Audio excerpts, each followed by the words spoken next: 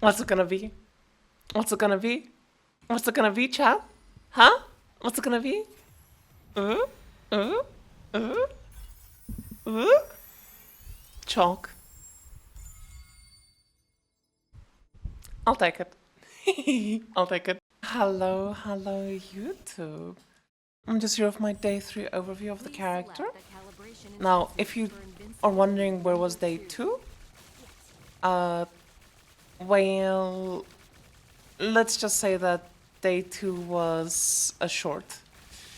We kind of were reset on day 2, and the entirety of day 2 was just spent getting back to where I already was on day 1. Still, huge thank you to Skyner for donating and resetting me. I so appreciate it a lot.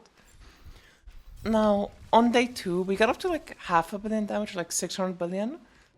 And then I made some changes to my build to introduce Energy Fortress and Elemental Res as just some defensive layers, so that I just never would die in T7s, as well as Energy Shield on kill, which is very nice. So let me just go over like basically what I spent my FE on, how I progressed with the character and stuff like that. So the first thing that I spent my FE on is I made sure to buy flame sand and embers to craft all of my gear to T2. And before I had a Rob's Journey, I was using these boats. And other than that, I bought some good cheap uniques. I bought myself Salt River when I could. I bought myself Dawnbreak when I could. Before Dawnbreak, I was just using, you know, this belt, this crafted belt. Before Void Embarkment, just a crafted chest, etc. And I'm using Oversights, which I did corrode this myself and got lucky to hit the corrode and roll a 5. Same with Void Embarkment. I just bought this for like cheap and then corroded it myself. This I bought already corroded. It was like 8 FE, I think. This I bought already corroded. I forgot how much it was, but it was very cheap. And this I bought corroded for 160. On top of that, I've also managed to snag myself some slates. So I have a crit angle slate. I have a paralyzed slate. I have a max spell burst and minus early damage taken slate. Armor pen, cast speed protects. Spell crit. And lightning pen and afflict additional num stacks, just for more consistent num generation. As well as I invested into a 1 second rhythm, which I think this was like 15 FE or something. But even without the Thunderspike support, just having a Thunderspike playing Num really does make a difference in like getting yourself up to 10 stacks of Num on bosses, which is very important. I got myself a 3% additional damage for every movement candle, a 10% additional damage lightning damage candle. And when I did Trav 7, the way that my setup looked is I was actually in Sentinel. I had this last stand, and I had Spell Amp, 2 Megasis, and a Focus Skill. And then just restraints on all of them, which allowed me to fit everything in. Which is how I was basically had like 600 billion damage. I did lose a lot of damage going to Energy Fortress plus Ellie Res, because both of these are defensive auras. But like, I'll make up that damage later on. And in terms of progression, I just finished up Tarmok 7. I essentially can go to Tarmok 8 right now and start from Tarmok 8. But I'm actually doing a boss rush Atlas. So I'm gonna stay in 7-0 and essentially just form Eternal Mobs for like the 2 FE upgraded Eternal thing. Snow Paper. Netherrealm Resonance. Winding Keys, Oblivion's points. All of these are just things that, you know, suffer a decent amount. And then the rest of my points I'm going to put into Star Shards. Because if you do the boss, basically, like if you do the Watcher, you have a chance to get like a lucky drop. Nothing super duper amazing though, because this is only Tarmok 7.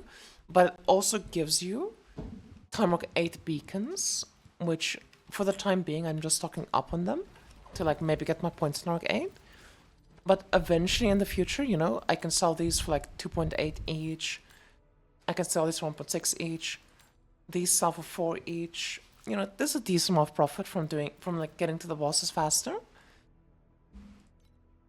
Otherwise, basically, the biggest thing I did with my character initially is I just bought myself one mod like slates for like 1 FE, 2 FE each with like spell burst plus skill levels, stuff like that.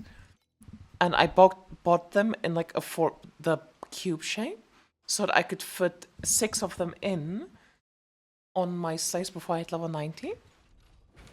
And the big reason why I solved the ledge already is because I knew I was about to reach level 90, and I didn't want to do the snob after level 90 when it's not free anymore. Oh, sorry, I knew I was about to reach 91. But yeah, this when the upgrade paths are for. I got Ralph's Journey. I got myself some Dex Kismets. I'm also now gonna buy myself some Dex Big Kismets, which they shouldn't be too expensive. Oh, they're actually pretty expensive, surprisingly. But yeah, I'm gonna buy myself 4 of these. After that, I'm probably gonna try and buy myself some 86 wands and craft them up to replace these. A big benefit of doing that for me is going to be this. If you look at my character, like my crit rating, this is really fucking bad. 4% crit is not enough, and I have 4% crit damage, roughly. So what I'm gonna do is I'm actually gonna get myself wands that have spell crit like gear rating on them, because that's gonna give me a ton of crit to work with. And after that, I'll probably save up for Ralph's Journey. Oh, sorry, a Ralph's Burial, because let's see how expensive they are. Because these are... Oh, wait, someone chat said these are 500 each. These are not 500 each. I think I have to corrode it to 500 each.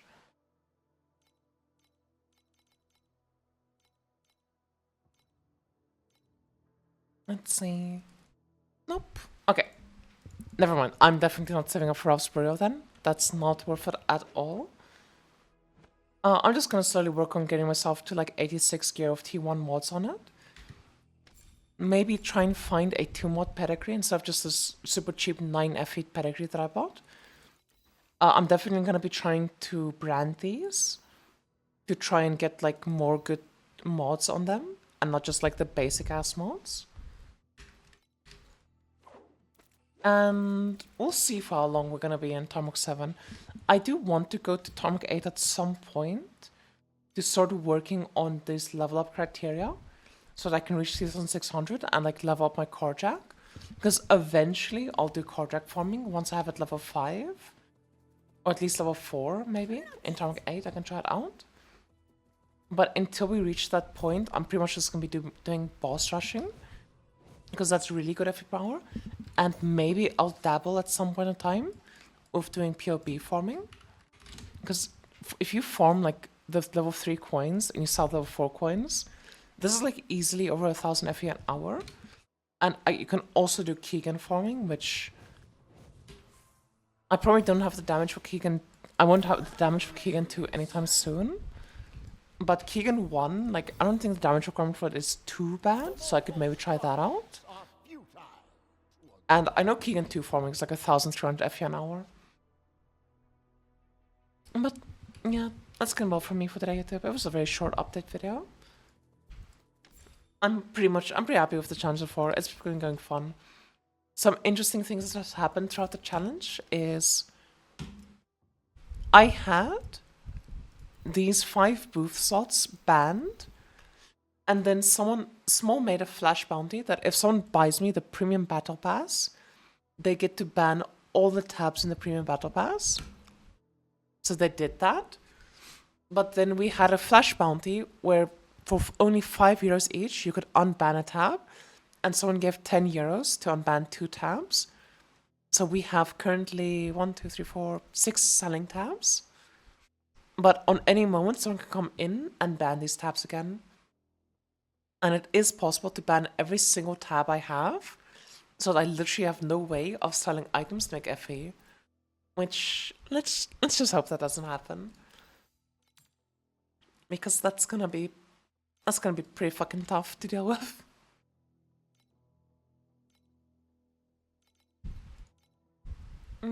But yeah, I think that's... Oh, and obviously we had the reset yesterday, which happened.